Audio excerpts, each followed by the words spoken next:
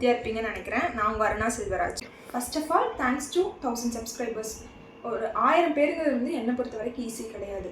ஒரு group of 1000 பீப்புள்ஸை ஒரு இடத்துல வைக்கும்போது அப்பா நமக்காக இவ்வளோ பேர் இருக்காங்களா அப்படின்னு சொல்லி எனக்கு ஹாப்பியாக தான் இருந்துச்சு. லாங் வீடியோங்கிறது 1000 சப்ஸ்கிரைபர்ஸ் வந்ததுக்கப்புறம் தான் போடணும் அப்படிங்கிற மாதிரி நான் இருந்தேன். அதனால தான் இந்த வீடியோ. இது என்னென்னா ஒரு இன்ட்ரோ வீடியோ மாதிரி. நான் அருணா செல்வராஜ்.